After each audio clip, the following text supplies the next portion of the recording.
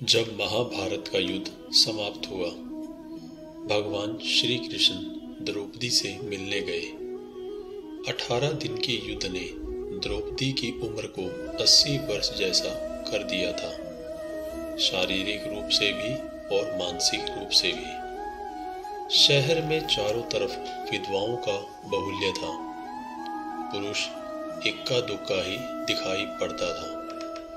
अनाथ बच्चे घूमते दिखाई पड़ते थे और उन सब की वह महारानी द्रौपदी हस्तिनापुर के महल में निशेष बैठी हुई शून्य को निहार रही थी।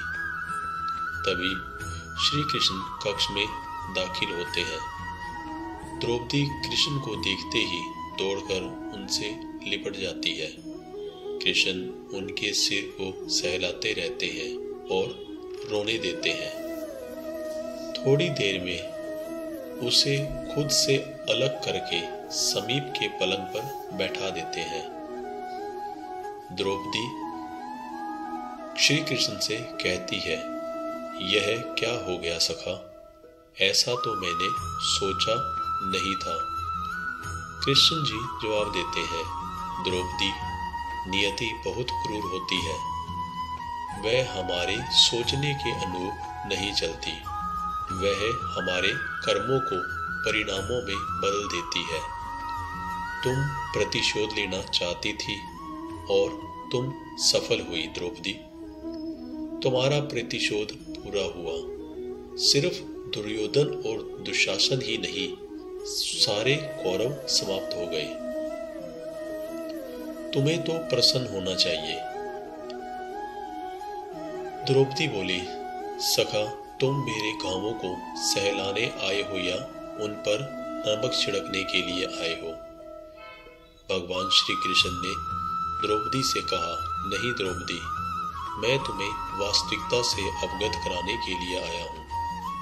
हमारे कर्मों के परिणाम को हम दूर दूर तक नहीं देख पाते हैं और जब वे हमारे समक्ष होते हैं तो हमारे हाथ में कुछ नहीं रहता। द्रौपदी बोली, तो क्या इस युद्ध के लिए पूर्ण रूप से मैं ही उत्तरदायी हूँ कृष्ण? भगवान श्री कृष्ण बोले, नहीं द्रौपदी, तुम स्वयं को इतना महत्वपूर्ण मत समझो, लेकिन तुम अपने कर्मों में थोड़ी सी दूरदर्शिता रखती तो स्वयं इतना कष्ट कभी नहीं पाती। द्रौपदी बोली, मैं क्या कर सकती थी कृष्ण? तुम बहुत कुछ कर सकती थी। कृष्ण जी बोले, जब तुम्हारा स्वयंवर हुआ तब तुम कर्ण को अपमानित नहीं करती और उसे प्रतियोगिता में भाग लेने का एक अवसर देती तो शायद परिणाम कुछ और होते। इसके बाद जब कुंती ने तुम्हें 5 पतियों की पत्नी बनने का आदेश दिया तब तुम उसे स्वीकार नहीं करती तो भी परिणाम कुछ और होते। इसके बाद जब कुंती ने तुम्हें 5 पतियों की पत्नी बनने का आदेश दिया तब तुम उसे स्वीकार नहीं करती तो भी परिणाम कुछ और होते। और उसके बाद तुमने अपने महल में दुर्योधन को अपमानित किया और अंधे का पुत्र अंधा होता है यह कहा। वह नहीं कहती तो तुम्हारा चीरहरण नहीं होता। तब भी शायद परिस्थिति और होती।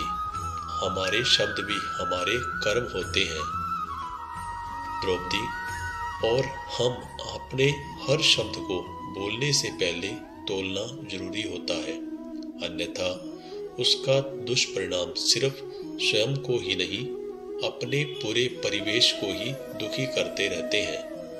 संसार में केवल मनुष्य ही एकमात्र ऐसा प्राणी है जिसका जहर उसके दांतों में नहीं, शब्दों में है। इसलिए शब्दों का प्रयोग सोच समझकर करें। ऐसे शब्द का प्रयोग कीजिए जिससे किसी की भावना को ठेस न पहुंचे। इसी के साथ मैं द्रौपदी और श्री कृष्ण के संवाद को यही समाप्त करता हूँ। आशा करता हूँ कि यह आपको पसंद आया होगा। इस वीडियो को शेयर, लाइक और सब्सक्राइब जरूर करें। वीडियो को अंत तक देखने के लिए धन्यवाद।